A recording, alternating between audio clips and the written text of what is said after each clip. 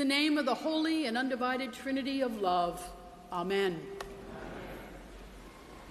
Good morning. My name is Tracey, and I'm really glad to be here today. And before I say anything about this morning's text or my journey, I want to say thank you. I want to say thank you to your wonderful rector and to one of my best friends in the whole wide world, Bill. Bill, I just publicly want to say thanks for the love and the support that you've given me on this phase of the journey, and for your leadership of this extraordinary historic parish under construction. Bill said to me as we were coming in, we're learning how to live in the space, and I want to say to you, as one who has done this, welcome to the construction zone. It will not only change the life of your parish, but it will also change your lives as you go through watching God's house be reconstructed. And sometimes you might feel discouraged and wonder if all of this effort is worthwhile. And sometimes you might get tempted to give up and retreat into yourself. And if you feel that way, you're not alone. It happens to everybody.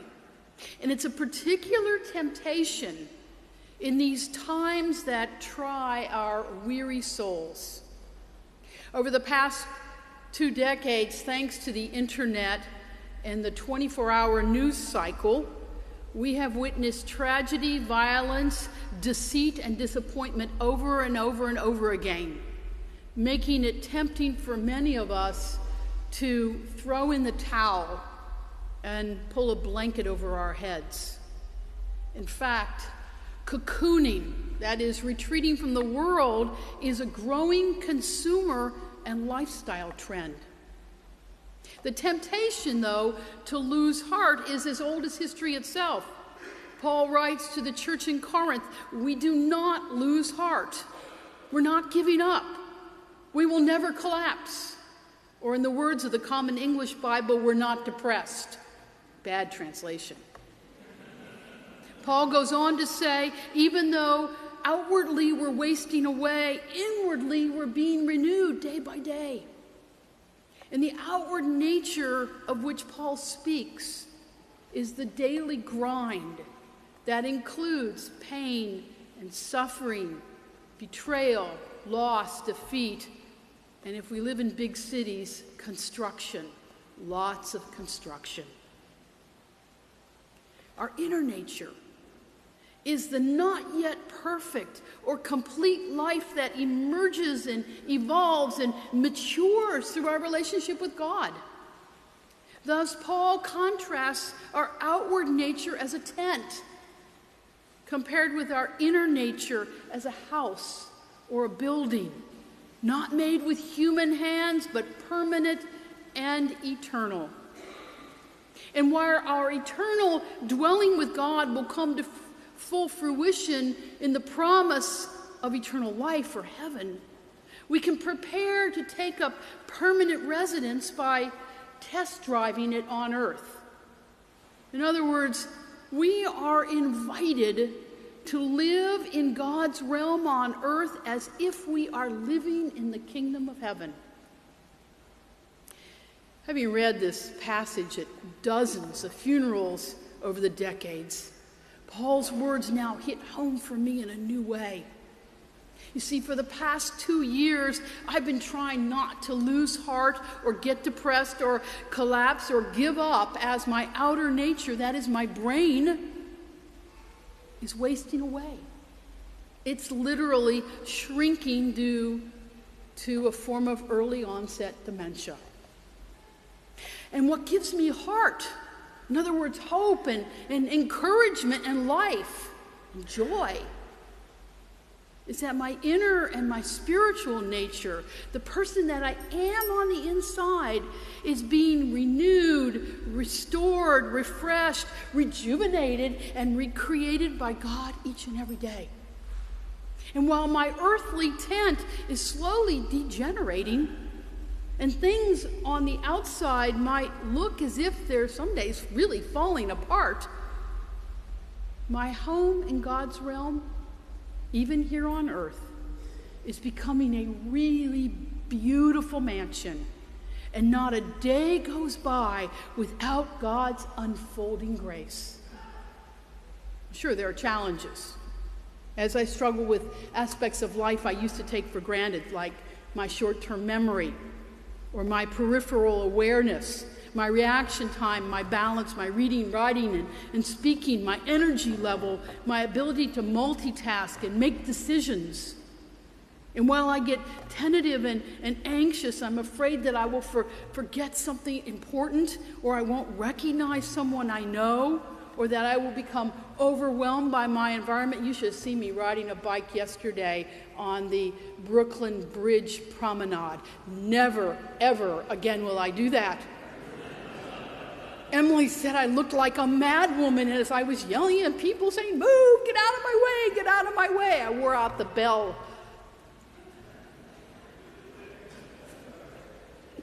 I was never very modest, you see. At this stage of my disease, I'm also experiencing life in some new and wonderful ways, and I'm beginning to think, you heard it here publicly for the first time, I think, maybe not, that dementia has provided me with a shortcut to the kingdom of heaven on earth. Really, it has. Following my diagnosis, I spent several months trapped in Elizabeth Kubler-Ross's cycle of denial, relief, grief, anger, and acceptance. I say it was like a washing machine cycle that just couldn't turn off. But then on Easter morning, of all days, on Easter morning, this is true, I heard the voice of God say, "Tracey, it's time to transform this interruption from an exile to an exodus, from a death sentence to a pilgrimage, from an intrusion to an invitation." And when the preacher proclaimed that Christ had risen and we rise, I found myself literally rising in my pew, sitting up straight in the midst of my tears. And in that moment, in that very moment, I decided to live what I had been preaching for over 30 years, that out of pain comes joy, out of brokenness comes wholeness, and out of death comes new life. For the past year, as I've traveled the globe preaching and teaching about dementia from the inside out, I am coming to understand who I am and to whom I belong in new and profound ways. And I find myself dwelling in C.S. Lewis's metaphor of the living house. In his seminal work, In Mere Christianity, Lewis writes these words. Listen carefully. Imagine yourself as a living house. God comes in to rebuild that house. And at first, perhaps you understand what God is doing. God is getting the drains right and stopping the leaks in the roof and so on. And you knew those jobs needed doing, so you are not surprised. But presently, God starts knocking the house about in a way that hurts abominably and does not seem to make sense. What on earth is God up to? The explanation is that God is building quite a different house from the one you thought of. Throwing out a new wing here, putting on an extra floor there, running up towers and making courtyards. You thought that you were going to be made into a decent little cottage, but God is building a palace, and God intends to come and live in it. Isn't that what Abraham and Sarah experienced when God told them to leave their home and go to a new land and make a new people? Isn't that what happened to Moses when God spoke to him out of a burning bush and called him to lead the Hebrew people into freedom? Or to Samuel, when in the dark of the night, God made him a prophet. Isn't that what Jonah encountered when God saved him from drowning and sent him to preach forgiveness to his enemies? Isn't that what happened to Mary when she learned of her unexpected pregnancy? Or to Simon Peter and his fishing buddies when Jesus called them to leave their nets behind? Isn't that what the Samaritan woman encountered when Jesus asked her for a drink of water? Isn't that the essence of Mary Magdalene's healing or Paul's conversion on the road to Damascus? Isn't that what's happening to Jesus in this morning's gospel reading when people were saying that he had gone out of his mind? When God interrupts our lives and calls us to places that we never imagined we would go, we often feel like we're under construction and we're losing our mind. Listen, I am not suggesting that God gave me dementia. I do not believe that God gives us any illness, disease, natural disaster, or misfortune.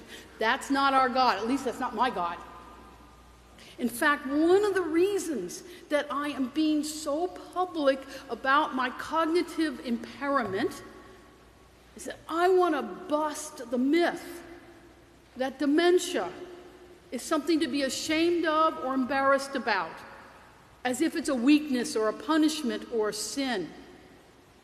I don't want to live with dementia on those terms. I believe that denial is not useful, that honesty is important, that an earlier diagnosis can result in a higher quality of life, and that transparency makes life easier for everybody involved, especially the ones you love. An early diagnosis allowed me to exit work gracefully. It's allowed us to put our legal and our financial affairs in order, to make plans for the future, trying to imagine how we might live the fullness of life as my dementia progresses. It's also given me the opportunity to do what I love and to spend time with those whom I love. Honesty has afforded me the time and space and incentive and willpower to be intentional about self-care, exploring ways to manage and perhaps slow the progress of my disease. And as a pastor and theologian, being transparent has encouraged me to make sense of dementia, to consider its spirituality, and to give it meaning and purpose. As I'm learning firsthand, we can encounter God in any circumstance because the Holy One is always standing beside us. On Easter morning, I got the message loud and clear. Tracey, you might have dementia, but God isn't finished with you. So prepare the way and get ready to build God a new mansion with your life. The great wisdom teachers, including Jesus and his apostle Paul, speak of dying to oneself and being reborn, or losing life and finding it anew. Richard Rohr, following in the footsteps of Carl Jung, calls this process falling upward into the second half of life. The first half of life, is about building a container called identity and filling it with family, friends, education, careers, hobbies, and stuff. Lots of stuff. We also fill the first half of our life container with successes and failures and accomplishments and defeats. And the second half of life happens when the contents of our identity containers are spilled out and refined, and the container, now worn and dirty and chipped and perhaps even broken and reglued, is refilled. And now, with all of its contradiction and paradox, with all of its pain and joy, we hold our containers in what Rohr calls luminos gravitas, a bright sadness. I realize that I am falling upward into the fullness of life with dementia. I have no doubt that I'm losing the life I've always known, but I'm also certain that I'm finding a new one. And we all stumble or fall into the second half of our lives through various ways: the loss of a job or a spouse, illness, retirement, or that unexplainable midlife crisis.